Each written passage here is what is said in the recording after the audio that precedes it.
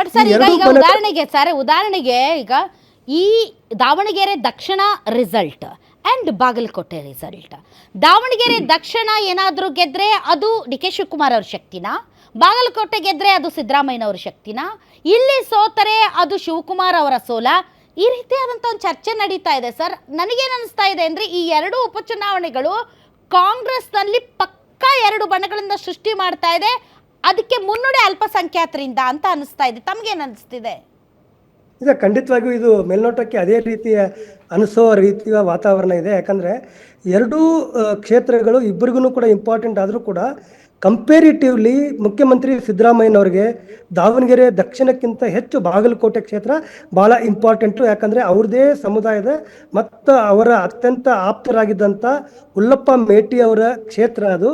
ಅಲ್ಲಿ ಗೆಲ್ಲಿಸಲೇಬೇಕಾದಂಥ ಒಂದು ಜವಾಬ್ದಾರಿ ಮುಖ್ಯಮಂತ್ರಿಗಳ ಮೇಲೆ ಜಾಸ್ತಿ ಇತ್ತು ದಾವಣಗೆರೆ ಕಂಪೇರ್ ಮಾಡಿದರೆ. ಎರಡು ಆ ರೀತಿ ಮುಖ್ಯಮಂತ್ರಿ ಉಪಮುಖ್ಯಮಂತ್ರಿ ಅಂದಾಗ ನಾವು ಯಾವುದೇ ಒಂದು ಕ್ಷೇತ್ರಕ್ಕೆ ಅವ್ರನ್ನ ರಿಸ್ಟ್ರಿಕ್ಟ್ ಮಾಡೋಕ್ಕಾಗಲ್ಲ. ಎರಡೂ ಕ್ಷೇತ್ರಗಳಲ್ಲೂ ಕೂಡ ಅವ್ರ ಜವಾಬ್ದಾರಿ ಇರ್ತದೆ.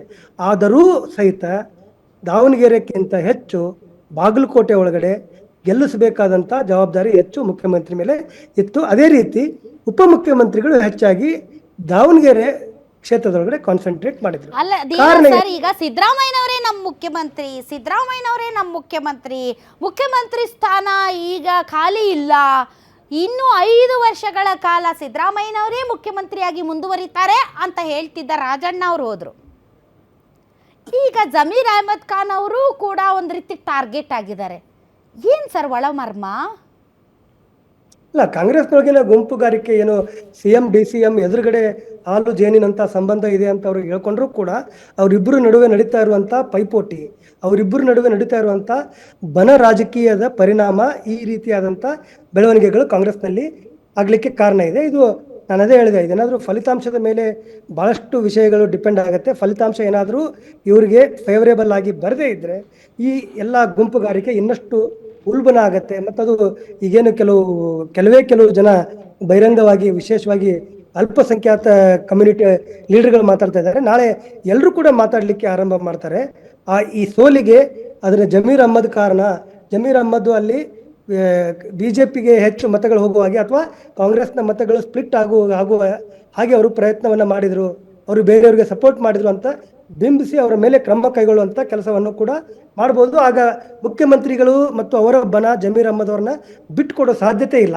ಆಗ ಅವರಿಬ್ಬರ ನಡುವೆ ಈ ಬನ ರಾಜಕೀಯ ಇನ್ನಷ್ಟು ಉಲ್ಬಣ ಆಗುತ್ತೆ. All right, thank you very much sir. Subhash sir, ಇಷ್ಟೊತ್ತು ತಾವು ಗ್ಯಾರಂಟಿ ನ್ಯೂಸ್ ಜೊತೆ ಮಾತಾಡಿದ್ರಿ, thanks a lot. May is a very important month ಅಂತ ಅನ್ನಿಸ್ತಾ ಇದೆ. ಯಾಕೆ ಅಂದರೆ ಸರ್ಕಾರಕ್ಕೆ 3 ವರ್ಷ ತುಂಬುತ್ತೆ. ಸಿದ್ದರಾಮಯ್ಯನವರು ಕೂಡ 3 ವರ್ಷವನ್ನು ಪೂರೈಸ್ತಾರೆ. ಉಳಿದಿರೋದು 2 ಬಜೆಟು. ಈ ಬಾರಿ ಬಜೆಟ್ ತುಂಬ ಇಂಪಾರ್ಟೆಂಟ್ ರಾಜ್ಯದ ಅಭಿವೃದ್ಧಿಯ ದೃಷ್ಟಿಯಿಂದ. ಮತ್ತು ನೆಕ್ಸ್ಟ್ ಬಜೆಟ್ ಅಂತೂ ಅದು ಚುನಾವಣಾ ಬಜೆಟ್ ಆಗಲಿದೆ. ಹೀಗಾಗಿ ಏನೋ ಒಂದು ಮಹತ್ತರವಾದ ಬದಲಾವಣೆಗೆ ಈ ಚುನಾವಣೆ ಒಂದು ಮುನ್ನುಡಿಯನ್ನು ಬರಿತಾ ಇದೆ ಅಂತ ಅನ್ಸುತ್ತಾ ಸರ್ ತಮಗೆ? ಖಂಡಿತವಾಗ್ಲೂ ಮೇಡಮ್, ಇವತ್ತಿನ ಏನು ಉಪಚುನಾವಣೆಗಳು ಎರಡೂ ಇದೆಯಲ್ಲ, ಕರ್ನಾಟಕದ ರಾಜಕೀಯ ದಿಕ್ಕನ್ನೇ ಬದಲಾಯಿಸುವಂಥ ಸಂದರ್ಭಗಳು ನಿರ್ಮಾಣ. 2 ಗೆದ್ರೆ ವಿಜೇಂದ್ರ ಅವ್ರ ಬಲ ಹೆಚ್ಚಾಗುತ್ತೆ.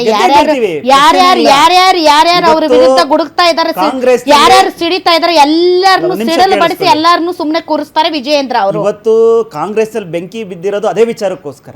ಯಾಕೆಂದ್ರೆ ಇವತ್ತು ಸೋಲ್ತೀವಿ ಅಂತೆಲ್ಲ ಒಂದ್ ಕಡೆ ಅವ್ರಿಗೆ ಇಂಟೆಲಿಜೆನ್ಸ್ ಮಾಹಿತಿ ಬಂತು, ಇನ್ನೆಲ್ಲೋ ಮಾಹಿತಿ ಬಂದರಿಂದ ಈ ಒಂದು ಮುಸುಕಿನ ಗುದ್ದಾಟ ಅವರವರಲ್ಲೇ ಬೆಂಕಿ ಮುಸುಕಿನ ಗುದ್ದಾಟ ಖಂಡಿತ ನಮ್ಮಲ್ಲಿ ಬಹಳ ಚಲೋ ಇದೆ ಅಂತ ಹೇಳಕ್ ಇವತ್ತು ಬಾಗಲಕೋಟೆ ಮತ್ತು ದಾವಣಗೆರೆ ದಕ್ಷಿಣದಲ್ಲಿ ಭಿನ್ನಮತೀಯರೇ ಚುನಾವಣೆ ಮಾಡಿ ಇಡೀ ರಾಜ್ಯಕ್ಕೆ ಕಾರ್ಯಕರ್ತರಿಗೆ ಒಂದು ಮಾದರಿಯಾಗಿ ಚುನಾವಣೆ ನಡೆಸಿರ್ತಕ್ಕಂಥ ಎಲ್ಲರೂ ನಾಯಕರು, ನಿಮ್ಮ ಪಕ್ಷದವರಿಗೆ, ಹೈಕಮಾಂಡ್ ಅವರಿಗೆ ಇವರೇ ನಮ್ಮ ರಾಜ್ಯಾಧ್ಯಕ್ಷರು ಅಂತ ಅಧಿಕೃತವಾಗಿ ಹೇಳುವಷ್ಟು ಸಂಯಮ ಹೈಕಮಾಂಡ್ ಮಾಡಿರ್ತಕ್ಕಂಥದ್ದು madam.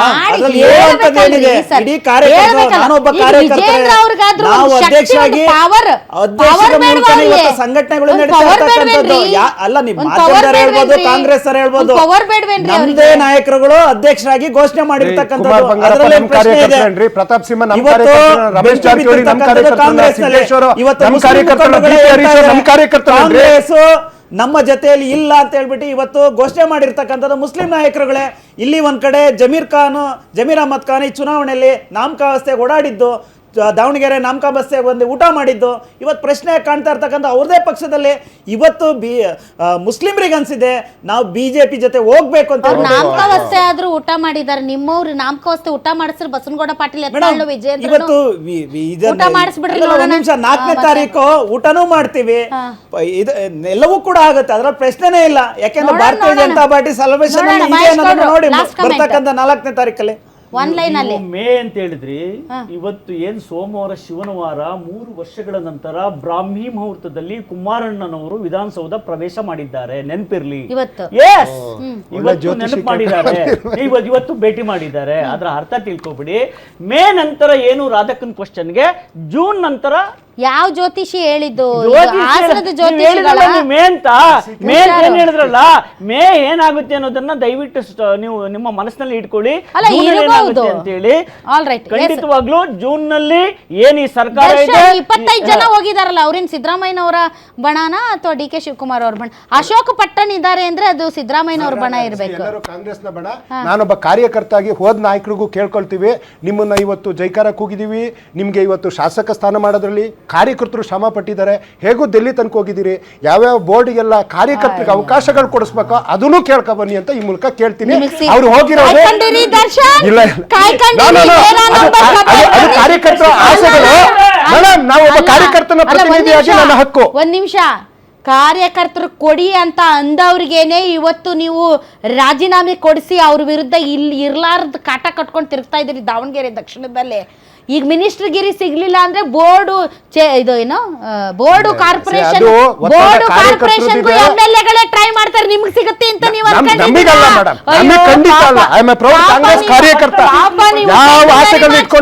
Thank you very much.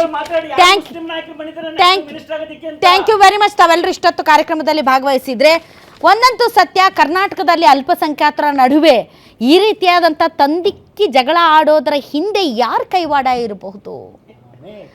ಯಾರು ಏನು ಆಗಬೇಕು ಅಂತ ಅಲ್ಪಸಂಖ್ಯಾತರ ದಾಳವನ್ನು ಉದುರಿಸ್ತಾ ಇದ್ದಾರೆ? ಜಮೀರ್ ಅಹಮದ್ ಖಾನ್ ಅವರ ಭುಜದ ಮೇಲೆ ಗನ್ನಿಟ್ಟು ಯಾರನ್ನ ಉಡಾಯಿಸಬೇಕು ಅಂತ ಯಾರು ಸ್ಕೆಚ್ ಆಗ್ತಾ ಇದ್ದಾರೆ? ದಾವಣಗೆರೆ ದಕ್ಷಿಣ ಮತ್ತು ಬಾಗಲಕೋಟೆಯ ರಿಸಲ್ಟ್ ರಾಜ್ಯ ರಾಜಕೀಯದಲ್ಲಿ ತಲ್ಲಣಗಳನ್ನೇ ಸೃಷ್ಟಿ ಮಾಡುತ್ತೆ. ಒಂದು ಕಡೆ 3 ವರ್ಷ ಆಗುತ್ತೆ ಸಿದ್ದರಾಮಯ್ಯನವರ ಆಡಳಿತಕ್ಕೆ, ಇನ್ನೊಂದು ಕಡೆ ವಿಜೇಂದ್ರ ಅವರು ಕಾಯ್ತಾ ಇದ್ದಾರೆ ಬರಲಿ ರಿಸಲ್ಟ್ ಅಂತ. ಭಾಳ ರಾಜಕೀಯ ಬದಲಾವಣೆ ಆಗುತ್ತೆ. ಇದೆಲ್ಲದರ ಮಧ್ಯೆ ನಲಿಗೆ ಹೋಗ್ತಾ ಇರೋರು ಮಾತ್ರ ಮುಸಲ್ಮಾನ ಸಮುದಾಯದವರು. ಇದರಿಂದ ನಿಮ್ಗೆ ಅರ್ಥ ಆಗಿದ್ದು ಏನು ಅಂತ ನನಗೆ ಗೊತ್ತಾಗ್ತಾ ಇಲ್ಲ.